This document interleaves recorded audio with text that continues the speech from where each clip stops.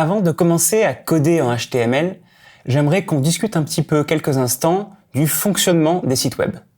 Parce que je suis sûr que vous naviguez maintenant sur des sites web tous les jours, mais est-ce que vous savez vraiment comment ces sites fonctionnent à l'intérieur? Qu'est-ce qui les fait marcher? Eh bien, c'est justement ce que je vous propose de regarder un instant. On va aller sur quelques sites web et on va faire quelques expérimentations.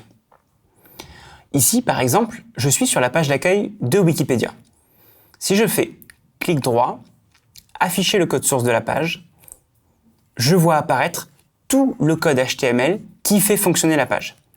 C'est en fait ce qu'il y a sous le capot qui fait marcher la page d'accueil de Wikipédia. Et vous pouvez le faire avec n'importe quel autre site, par exemple ici YouTube, clic droit, afficher le code source de la page, et vous allez voir le long code source qui fait marcher cette page de YouTube. Alors évidemment, vous allez peut-être vous dire « Waouh, c'est compliqué, jamais de la vie je vais arriver à écrire un truc comme ça ». Mais je vous rassure, on va y aller pas à pas, et en réalité c'est plus simple que vous ne le pensez. Sachez par ailleurs que c'est le rôle du navigateur de transformer ce code HTML que l'on voit ici en une page comme par exemple la page de Wikipédia. Le navigateur transforme la page HTML en une page web telle qu'on la connaît. Je sais que certains vont peut-être se dire « Pourquoi avoir créé deux langages, HTML et CSS? Est-ce qu'un seul langage, ça suffisait pas ?» Eh bien en fait, ces deux langages sont complémentaires et on a besoin des deux pour fonctionner.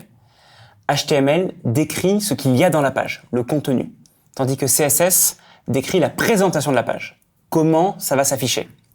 On peut voir le résultat en action si on va par exemple sur la page Wikipédia. Ici, j'ai installé un petit plugin pour désactiver le code CSS et donc ne garder que le code HTML.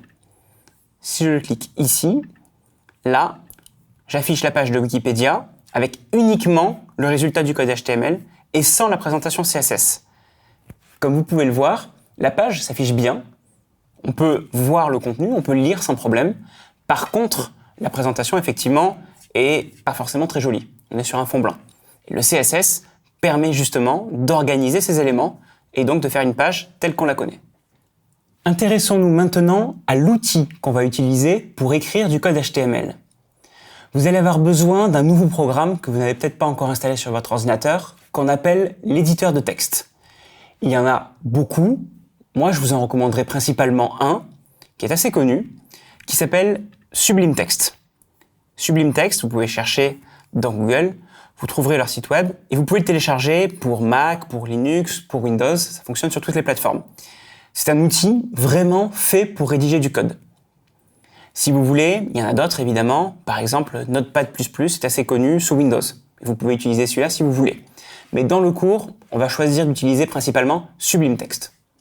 Enfin, il faut qu'on parle ensemble des différents navigateurs qui permettent d'aller sur le web. Vous en utilisez probablement un seul tous les jours, mais il y a plusieurs programmes de ce type qui sont faits pour lire du code HTML et afficher des pages. Par exemple, l'un des plus connus est Google Chrome, que je suis en train d'utiliser maintenant pour aller sur Wikipédia. Mais vous avez peut-être entendu parler de Mozilla Firefox, ou encore de Safari pour Mac. Et sur Windows, vous avez d'autres programmes comme Internet Explorer et Edge. Tous ces programmes ont le même rôle, vous affichez des pages web. Il faut savoir que si ces programmes se ressemblent, certains gèrent mieux des fonctionnalités de HTML et CSS que d'autres. Pour savoir qui est capable de gérer quoi, je vous recommande un site web qui est caniuse.com sur lequel vous pouvez demander une fonctionnalité de HTML, CSS et vérifier s'ils sont capables de les gérer. Par exemple ici, je teste une fonctionnalité typiquement PNG, les PNG favicons, et vous voyez que selon les navigateurs et la version des navigateurs, certains sont capables de les gérer et d'autres ne sont pas capables de les gérer.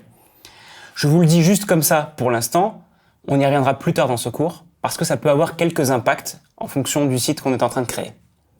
Voilà en gros ce qu'il faut retenir pour l'instant. On vient donc de voir qu'il y avait deux langages, HTML pour le contenu, CSS pour la présentation. On vient de voir que pour écrire dans ces langages, il fallait un programme spécial, comme l'éditeur de texte, et enfin qu'il y avait des navigateurs web qui se chargeaient de transformer ces codes-là en une page visible à l'écran. Dans le prochain chapitre, on va justement écrire nos premières lignes de code HTML.